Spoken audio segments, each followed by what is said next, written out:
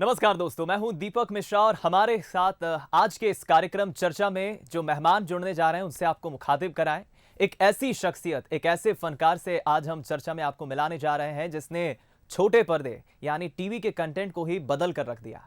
लंबे लंबे फैमिली ड्रामे की जगह अचानक गुदगुदाने वाली, मुस्कुराने वाली कॉमेडी ने ले ली और फिर 2005 वो इरा था जब ये सिलसिला शुरू हुआ और ये सिलसिला जो है आज भी बदस्तूर यूं ही 2020 तक जारी है। कई स्टैंड अप कॉमेडियन में कॉमेडी शोज में स्टेज एंकरिंग के अलावा स्टेज कॉमेडी की हम बात करें तो बेहतरीन करियर उन्होंने बनाया और उन्होंने अपनी एक अलग पहचान बनाई। दरअसल हम बात कर रहे हैं मशहूर कॉमेडियन एक्टर सुनील पाल साहब की, जिन्होंने 2005 में ग्रेट इंडियन लाफ्टर शो जीता और इस शो के बाद ही देश में टीवी का कंटेंट बदलने लगा, बदलाव आने लगा। तो चलिए हमारे साथ सुनील पाल साहब सीधा जुड़ चुके हैं चर्चा कार्यक्रम में। सबसे पहले उनका स्वागत करते हैं। सुनील जी, बहुत बहुत स्वागत है चर्चा कार्यक्रम में। नमस्कार दीपक शर्मा जी और बंसल न्यूज के तमाम देश दर्शकों को, श्रोताओं को और पूरे हिंदुस्तान को सुनील पाल का नमस्कार। चर्चा की शुरुआत में सुनील जी सबसे पहले इस बचपन से, उस एरा से मैं करना चाहूंगा क्योंकि आज दुनिया जिस सुनील पाल को जानती है वो एक मशहूर कॉमेडियन है जो अपनी अदायगी से, अपनी कला से, अपने कॉमेडी के अंदाज से सबको गुदगुदाता है, मुस्कुराने का मौका देता है। और मुस्कुराने का मौका अगर कोई लेता है या मुस्कुराने का मौका कोई देता है तो बड़ा कठिन काम होता है साहब। शुरुआत सुनील पाल साहब मुंबई में जब आपकी हुई तो ये आपके दिमाग में विचार कैसे आया कि मुझे कॉमेडी की तरफ झुकना है? क्योंकि वो सुनील पाल जिसके पिता तो इंडियन रेलवेज में थे, जिसका बॉलीवुड से, कॉमेडी से कोई नाता नहीं था, जिसके पिताजी इंडियन रेलवेज से थे, लेकिन वो सुनील पाल बड़ा होके एक ऐसे करियर को चुनता है, कैसे कॉमेडी की तरफ बढ़ता है और लोगों को मुस्कुराने का मौका देता है, गुदगुदाने का मौका देता है। मुंबई में वो शुरुआत आपकी कैसे हुई? मेरी शुरुआत जो है मुंबई में नहीं हुई, बल्कि मेरे गांव से ही हुई। बचपन से ही मैं अतरंगी और सतरंगी था और उसके लिए मैं भगवान का शुक्रगुजार हूँ कि मुझे बचपन से ही इस टाइप की एक दिशा मिली कि फिल्में देखने का शौक था, फिल्में कलाकारों की नकल करने का शौक था, फिल्में गाने गाने का शौक था। और यही शौक मुझे 1995 में बॉम्बे ले आया और एक चाय की दुकान पे नौकरी कर ली यहाँ पर आते ही। और फिर धीरे धीरे स्ट्रगल करने लगा, लोगों में मिलने लगा, अपनी कला की जानकारी लोगों को देने लगा, ऑडिशन देने लगा। और धीरे धीरे सही, पहले चाय की दुकान से फिर ऑर्केस्ट्रा में काम मिलने लगा, ऑर्केस्ट्रा से फिर वीरू कृष्णा जी से मुलाकात हुई। फिर वीरू कृष्णा जी ने जॉनी लीवर साहब से मुलाकात करा दी और जॉनी लीवर साहब ने जिम्मी मोजे, जो उनके छोटे भाई है, उनसे मुझे मिलाया। और जिम्मी भाई चूंकि उस वक्त ऑर्केस्ट्रा के कलाकार और स्टेज की दुनिया के बहुत बड़े फनकार थे और अब भी है, तो उन्होंने मुझे हर जगह इंट्रोड्यूस किया, मिलवाया और इस तरह से ये सिलसिला चल पड़ा। और 95 से लेकर 2005 तक लगातार बहुत सारे टीवी अपना स्टेज शोज, कुछ टीवी शोज, कुछ international film star show, Aamir Khan की लगान का वर्ल्ड टूर, शाहरुख खान, सोनू निगम साहब, करते करते करते 2005 में लाफ्टर चैलेंज आया, जिसकी वजह से आज मेरी ये पहचान है कि मैं दीपक शर्मा साहब के साथ बैठ के इंटरव्यू कर पा रहा हूँ। ये दरअसल उसी लाफ्टर चैलेंज की देन है, डायरेक्टर पंकज सरस्वत की देन है। दीपक मिश्रा जी का धन्यवाद करना चाहिए। एक दीपक मिश्रा वो हमारे पूर्व जो सीजेआई थे, चीफ जस्टिस ऑफ इंडिया, और एक दीपक मिश्रा जो आपका इंटरव्यू ले रहा है। सुनील जी, लेकिन ये एक दिलचस्प सवाल मैं आपसे ये भी जानना चाहूंगा क्योंकि आज जिस कॉमेडियन सुनील पाल को हम देखते हैं, महाराष्ट्र के चंद्रपुर के उस छोटे से गांव से जब मुंबई पहुंचता है, क्या माता पिता ने कभी आपको मना नहीं किया कि भाई ये कौन सी राह अपना रहे हो आप? सेंटा क्रूज में मुझे पता चला कि आपने बतौर वेटर, चाय की दुकान पे बतौर वेटर भी काम किया। तो ये इस दौरान परिवार का सपोर्ट मिला या फिर पापा या मम्मी का, परिवार के लोगों का विरोध भी झेलना पड़ा? बहुत ही जायज सवाल है आपका। एक 1000 किलोमीटर दूर से कोई बंदा यहाँ पे आता है जिसके ना कोई जान है ना पहचान है, तो घर वालों को तो चिंता होना बिल्कुल लाजमी है। टेंशन हो गया था उनको और वो बहुत परेशान हो गए थे, लेकिन मैंने अपनी जिद नहीं छोड़ी और मेरे जिद के आगे वो परेशान हो गए थे, हताश हो गए थे, तो दुखी हो गए थे। और उसके बावजूद भी उन्होंने अपना आशीर्वाद मुझे दिया, जिसकी वजह से काम चल पड़ा। लेकिन वहीं गांव में रहकर ही मैंने अपनी पढ़ाई पे ध्यान देना कम शुरू कर दिया था, फिल्मों में ज्यादा ध्यान देना शुरू कर दिया था। हमारे गांव में बल्लार शाह में 3 टॉकीज थी, Shri talkies, Subhash talkies, Delhi talkies. Dilip talkies जैसा नाम, ऐसा लगता है किसी का नाम है, श्री दिलीप सुभाष। और उसके बाद फिर उसमें कहीं शादी में, कहीं बारात में डांस कर रहा हूँ, कहीं गाना गा रहा हूँ, कहीं मिमिक्री कर रहा हूँ, तो समझ गए थे कि ये इसका कुछ पढ़ाई से कुछ होने वाला नहीं है। और रिश्तेदारों ने भी मुझे थोड़ा सा अवॉइड करना शुरू कर दिया था, क्योंकि बिगड़ गया है, ये सिर्फ फिल्मी कीड़ा बन गया है। जी। इसके संगत में रह के हमारे बच्चे भी कहीं फिल्मी कीड़े ना बन जाए।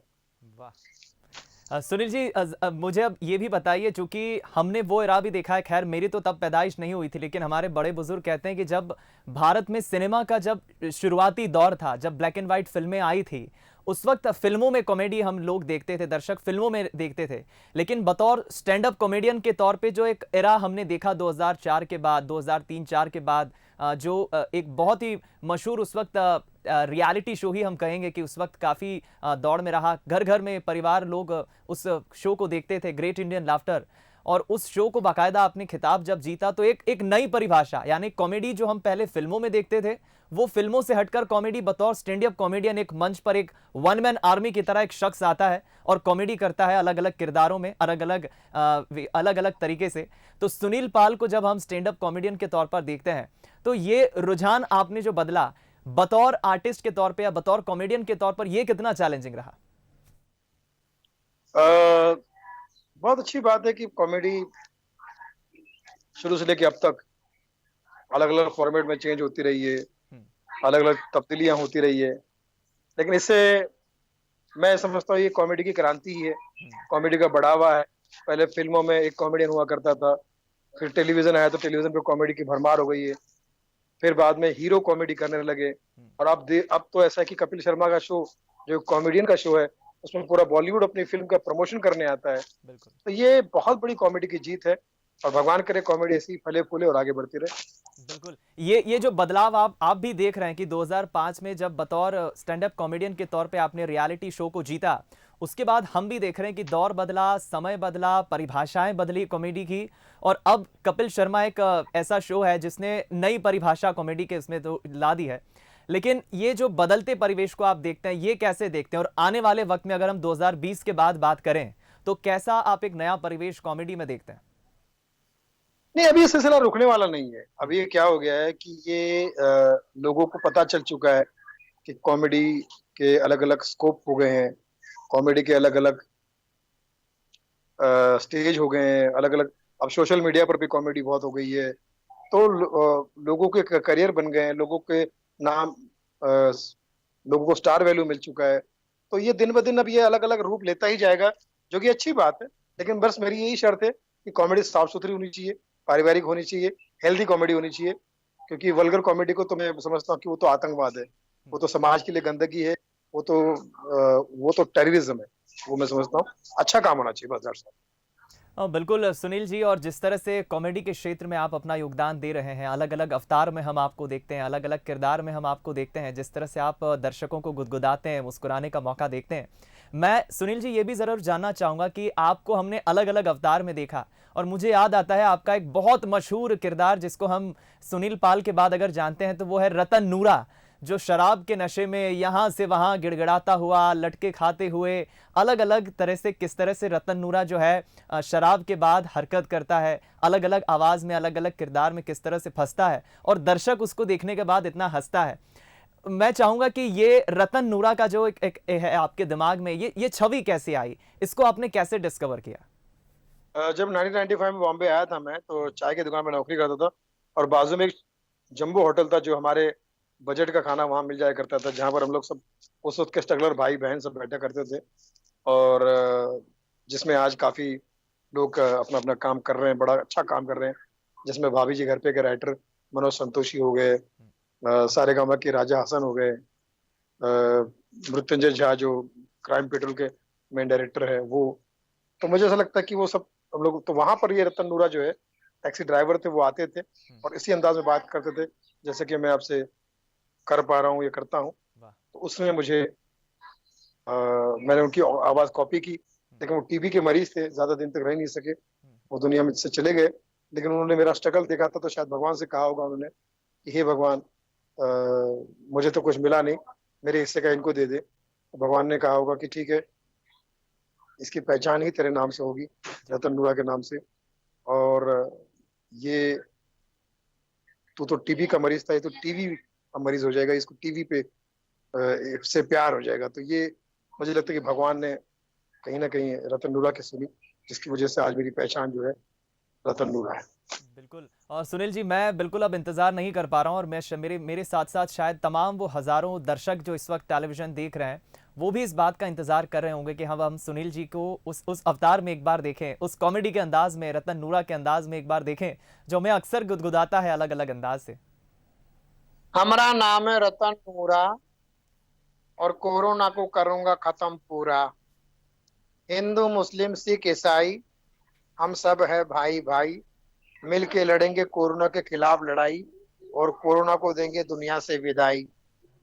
बस एक चीज याद रखना, हाथ को सैनिटाइज करते रहना, हाथ धोते रहना, क्योंकि हमने सुना है कि सैनिटाइजर में अल्कोहल होता है।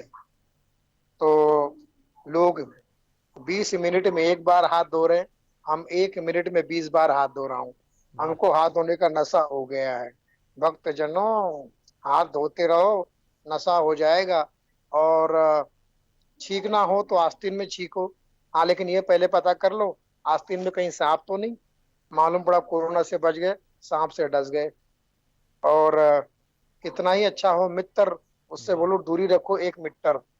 और अगर खांसी आ जाए तो कॉलर में खांसना, अगर ये पहले पता कर लेना वो कॉलर कहीं चाइनीज कॉलर तो नहीं। भक्तजनों, भावनाओं को समझो, कोरोना से डरो ना। वाह, बहुत खूब। और वाकई जिस तरह से आपने बहुत अच्छा एक सकारात्मक संदेश जो समाज के दर्शकों को दिया है, हमारे टेलीविजन के दर्शकों को दिया है रतन नूरा के अंदाज में। सुनील जी, मैं ये भी ज़रूर जानना चाहूँगा कि एक एक दर्शक सिर्फ इतना समझता है कि मुझे गुदगुदाने वाला, मुझे हंसाने वाला एक किरदार सामने खड़ा है जो मुझे हंसने पर मजबूर कर रहा है, लेकिन बड़ा कठिन होता है, बड़ा चैलेंजिंग होता है अपनी आवाज़ बदल के, बॉडी लैंग्वेज बदल के एक ऐसे किरदार में, एक ऐसे अवतार में खुद को ढालना, ताकि सामने वाला दर्शक जिसका हम मनोरंजन कर रहे हैं उसे एक नई दुनिया में हम अपनी कॉमेडी से, अपनी गुदगुदाने के अंदाज से ले जाते हैं। ये कितना कठिन होता है?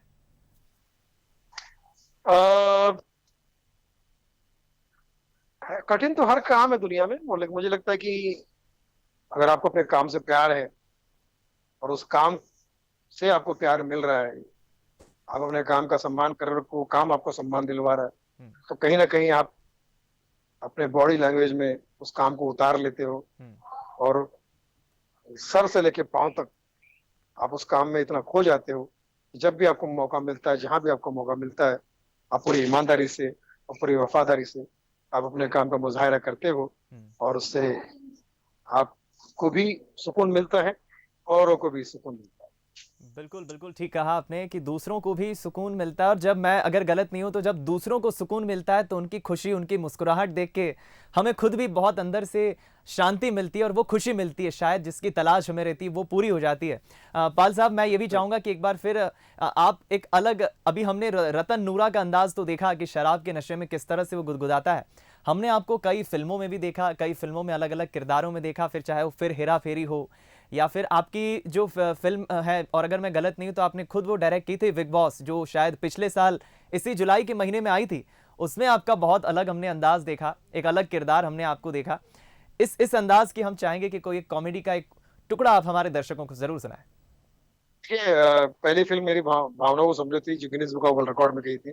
उसमें जॉनी भाई से लेके कपिल शर्मा, राजेश श्रीवास्तव, शकील सिद्दीकी, राहुल, मतलब पूरे 52 स्टैंडअप कॉमेडियन थे। उसके बाद डोमेस्टिक लोन पर फिल्म बनी थी, मनी बैक गारंटी, फिर भी बिग बॉस, और अब कोरोना पर बना रहा हूँ फिल्म, जिसका मैंने गाना बना लिया है। छक्का जो है बद्दुआ दे रहा है कोरोना को, कहता है बहुत हो चुका दुनिया में तेरा रोना धोना, चाइनीस वायरस ने एम्प्टी कर दिया कोना कोना, गो कोरोना, गो बैक कोरोना, बंद हो गया शॉपिंग मॉल, लॉक हो गया सिनेमा हॉल, मास्क बिक रहा मार्केट में विथ सैनिटाइजर डेटॉल, ऊंचे शेयर मार्केट को, अरे ऊंचे सेंसेक्स मार्केट को तूने कर दिया है बोना, गो कोरोना, गो बैक कोरोना, तो ये गाना जो है सोशल मीडिया पर भी मेरा डाला हुआ है, वाह। सुनील पाल ऑफिशियल, ये यूट्यूब चैनल है, उस पर भी आप सर्च कर सकते हैं, देख सकते हैं हम्म। सुनील पाल ऑफिशियल पे, और आपको मिल जाएगा। तो ये अभी ले जाने वाला, तो मैं ऐसा कुछ ना कुछ करते रहता हूँ जो जो समाज से जुड़ी हुई चीजों को लेकर कुछ अपने मिजाज का कुछ कर सकूं, जिसमें मुझे भी मजा आए और लोगों को भी मजा आए। बिल्कुल, ईश्वर ने आपको एक ऐसी कला दी है, एक ऐसा जादू दिया है जो आप अपने जादू, उस कला से दर्शकों को मुस्कुराने का मौका देते हैं, गुदगुदाने का मौका देते हैं और सब्जेक्ट को आप पकड़ते हैं, आप जनता की नब्ज को पकड़ना जानते हैं। हमने ये भी देखा है हाल ही में जो अभी टी सीरीज सोनू निगम साहब का जो एक विवाद का मसला सामने आया और उसे आपने बहुत अच्छे से, मैं कहूँगा कि एक थ्रिलर कॉमेडी अंदाज में जिस तरह से आपने दर्शकों के सामने रखा, देखते ही देखते लाखों व्यूज़ उस वीडियो को मिल गए। ये नब्ज पकड़ने की आपकी एक कला है। आपकी एक्टिंग, कॉमेडी के अंदाज को तो हमने सुनील साहब देखा। अब मैं चाहूँगा कि एक अपनी आवाज़ में आप एक गाना ज़रूर सुनाएं, क्योंकि हम इतना भी जानते हैं कि अपार्ट फ्रॉम कॉमेडी एक किरदार के अलावा आप गाना भी बहुत अच्छा जानते हैं। तो गाना मैं चाहूँगा कि हमारे दर्शकों को आप ज़रूर सुनाएं। ये गाना मैं कह सकता हूँ कि आप अपने दर्शकों के लिए भी गा सकते हैं, और अपने काम के लिए भी गा सकते हैं, अपने सबके लिए गा सकते हैं। जब कोई बात बिगड़ जाए, वाह। जब कोई मुश्किल पड़ जाए, तुम देना साथ मेरा, ओ हमनवा। न कोई है न कोई था जिंदगी में तुम्हारे सिवा, तुम देना साथ मेरा, ओ हमनवा। वाह। ये गाना भी गा सकते हैं। कभी कभी सुनील जी, दर्शकों को तो आप गुदगुदाने का मौका देते हैं, कभी अपनी जीवन संगिनी मैडम को कभी आपने इस तरह से गाना सुना के कोई सॉन्ग डेडिकेट किया हो, उन्हें कभी इस तरह से आपने किया? मैडम का रिस्पॉन्स कैसा रहता है? फेवरेट गाना है ये, उनको भी मैं सुनाता हूँ। तो वो जब भी हम किसी फंक्शन में, महफिल में जाते हैं और मुझे स्टेज पे गाना गाने का मौका मिलता है, मैं यही गाना गाता हूँ। और इसमें क्या हो जाता है कि सारे लोग लपेटे में आ जाते हैं कि वाह। दर्शक भी आ जाते हैं, और परिवार भी आ जाता है, अपना काम भी आ जाता है कि न न कोई है न कोई था जिंदगी में तुम्हारे सिवा, तुम देना साथ मेरा। तो ये क्या है, गाना डेडिकेटेड टू ऑल ऑफ, मतलब आपके जितने भी लवली पर्सन है, उन सबको लिए, सबके लिए डेडिकेटेड। बिल्कुल, चलिए बहुत, और ये एक अलहदा अंदाज आज हमारे दर्शकों को ज़रूर देखने को मिल रहा है सुनील साहब का, जिनको हम स्टेज कॉमेडियन के तौर पे तो बतौर देखते ही हैं, आज लाइव उन्हें हम गाते हुए और एक्टिंग करते हुए भी देख रहे हैं। सुनील साहब, मैं ये भी चाहूँगा कि रतन नूरा का एक और कोई अंदाज आपको जो याद आता हो, जो आपका सबसे प्रिय हो, जो आपको सबसे पसंद हो, जो दर्शकों को भी पसंद हो, वो अंदाज, एक टुकड़ी उस कॉमेडी की मैं ज़रूर चाहूँगा कि आप बताएं। चंद शेर सुना देता हूँ। बेवफा तेरे प्यार में इस कगार पे आ गया, बेवफा तेरे प्यार में इस कगार पे आ गया, जिस दुकान का मालिक था उसी में पगार पे आ गया, और मैंने तुझे खरीद के दिया 2 BHK, मैंने तुझे खरीद के दिया 2 BHK, उसे भी कमबख्त खा गई तू बेच के। और ये जुल्फे हैं तुम्हारी या रेशम का जाल, के जुल्फे हैं तुम्हारी या रेशम का जाल, जिसमें जू बन के फंसा हुआ है ये सुनील पाल। वाह वाह, बड़ी बड़ी महान जादूगरी है आप में सुनील पाल जी, क्योंकि एक ऐसी कलाकारी से आप अपने जादू से दर्शकों को गुदगुदाने का मौका देते हैं। और मैं कहूँगा कि आप मल्टी टैलेंटेड हैं, ना सिर्फ बतौर कॉमेडियन बल्कि एक अच्छे सिंगर के तौर पे, एक शायराना अंदाज में जिस तरह से आप ध्यान आकर्षित करते हैं, लोगों को अपनी ओर खींचते हैं, और सबसे बड़ा एक जो मसला होता है वो होता है नब्ज टटोलना, करंट टॉपिक को पकड़ना। वो सुनील साहब बहुत अच्छे से पकड़ते हैं और उस टॉपिक से ही एक सिरा ढूंढकर फिर एक नई विधा की तरफ, एक नई कॉमेडी की तरफ दर्शकों को ले जाते हैं। सुनील जी, हम पिछले 5 महीने की बात करें तो दुनिया बहुत बदल गई है। पहले जो हंसते खिलखिलाते चेहरे थे, पहले जो दुनिया चलती थी जिस तरह से, दुनिया बहुत बदल गई है। कोरोना ने बहुत बदल दिया है। नकारात्मकताएं, नेगेटिविटी, हार, जो लॉस है, सबसे पहली बात इंसान का लॉस कितना हुआ है, तमाम इन नकारात्मकताओं की बातें बहुत हो रही है और शायद इंसान कहीं ना कहीं मुस्कुराना भी भूल गया है। ऐसे लोगों से जब आपका संपर्क होता है या अपने वीडियोस के जरिए, अपनी कॉमेडी विधा के जरिए, आप कैसे लोगों को ये पॉजिटिविटी, सकारात्मकता कॉमेडी के जरिए देने की कोशिश करते हैं? मैं उन्हें अपने आदरणीय प्रधानमंत्री के अंदाज में कहूंगा, जी। मित्र, ये 2020 बड़ा ही बदतमीज वर्ष है। ये कहता है 2020 यानी 2020, यानी ये सबको जीरो करने के पीछे पड़ा हुआ है।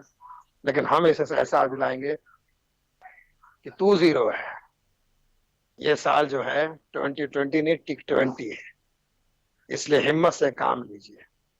2020 का मैं विश्लेषण करूंगा, आप विश्वास रखिए, ये नए साल जो अगला साल आएगा उसमें जो लोग अपना ध्यान रख के प्रवेश करेंगे, हम नया साल नहीं मनाएंगे, हम नवजीवन मनाएंगे। अगला साल बहुत अच्छा होगा क्योंकि उस साल का नाम है 2021। वो प्यार मोहब्बत का स्पर्श होगा 21। ये तो 2020 है, इसने तो अपनी जितनी बेईमानी करनी थी, जितनी आंखें दिखानी थी, सब दिखा दिया। तो मित्रों, घर में रहो कंटिन्यूटी, पीते रहो गरम कॉफी, गरम पानी और गरम टी। वाह, इससे बढ़ेगी आपकी इम्यूनिटी और कोरोना से छुटकारा दिलवाएगी ऑलमाइटी, ऑलमाइटी, ऑलमाइटी। बहुत खूब, मित्रों, बहुत खूब। अगर जरूरी ना हो तो रोड पे मत उतरो।